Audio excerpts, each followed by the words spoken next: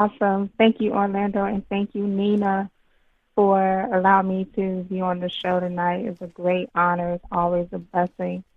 I'm DiandraSmith-Hall. I am the CEO, founder, and radio DJ of Spirit Soul Radio Network.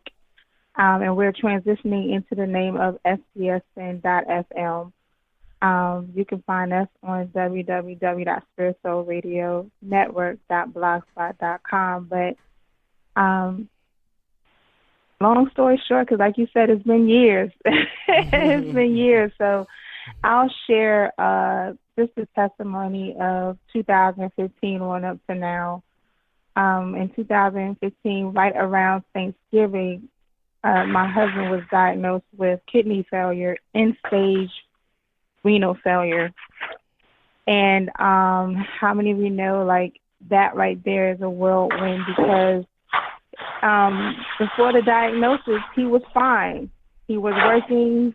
He was healthy. Life was life as usual until that diagnosis, until that day when he was just like, I feel like I'm dying.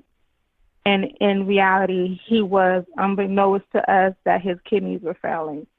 So imagine coming from North Carolina, spending Thanksgiving with my godmother and my godbrother and family. I'm speeding up the road to Richmond, Virginia. We had to take a stop there. He was sick as a dog. And I wanted to take him to the hospital then, but he would not allow me. He said, take me home, drop the kids off, and then take me to the emergency room. That's what I did. And so series of being in the hospital, series of dialysis, series of just survival mode, really. My kids did not know if they were going to have their dad there when they got home from school. Can you imagine at that time, 10-year-old, 9-year-old, they say, I'll see you later, Daddy, love you. And then when they come home, get off the bus, I have to tell them, we have to go to the hospital. Your dad's in the hospital. Terrifying. Also, just within, I'm saying 2015 on into 2018, I wake up one morning and my husband's in a diabetic coma. His sugar was 24 at that time. When they got him in the ambulance, his sugar was 20. And they normally say that when your sugar is that low, you're dead automatically. But he was still hanging in there by the grace of God. And right after the diabetic coma, we moved to Richmond, Virginia. We thinking new leash on life. He's getting better. He doesn't have to go in the hospital as many times. He's still on dialysis, but everything's looking good. So we moved to Richmond, Virginia. We get an apartment. We get evicted within 4 months. No income. Nothing was coming in. Family and friends were helping us. Even Orlando, you know about that. I bless the Lord for you because you even helped us and just kept us encouraged, and just your prayers and everything. But we got evicted and we had to move in with church members at our church, and we stayed there with them for 7 months.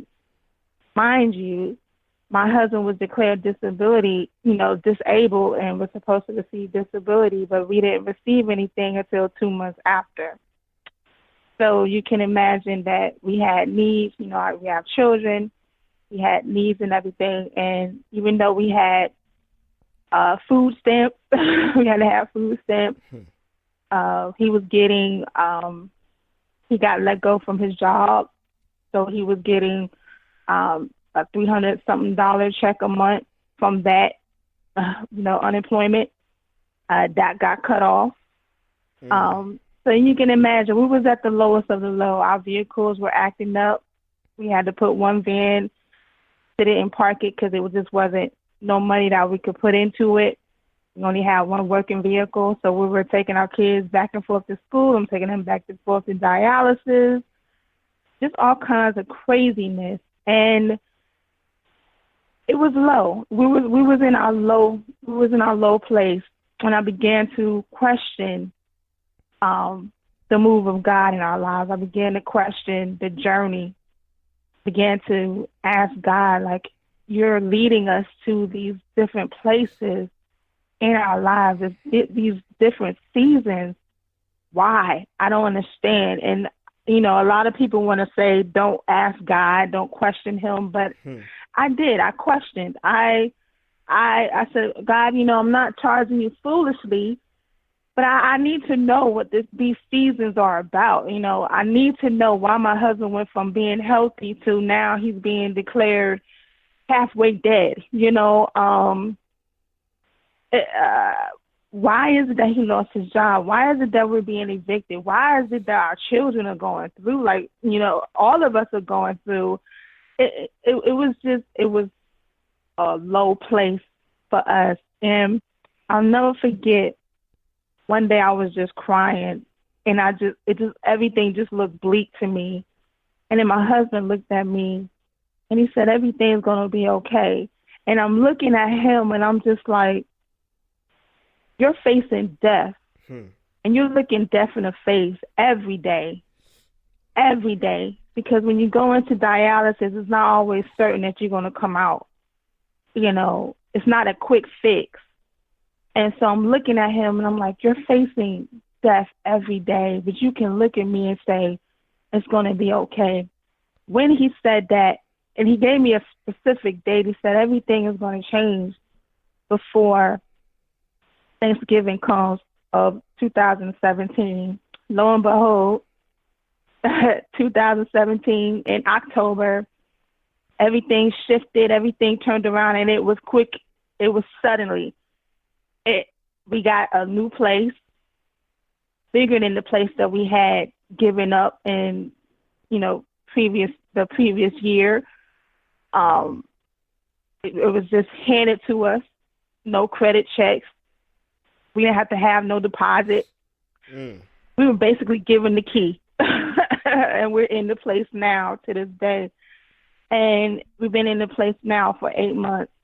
But my husband, he's, you know, receiving disability. He's just been activated for a kidney transplant, and I've been,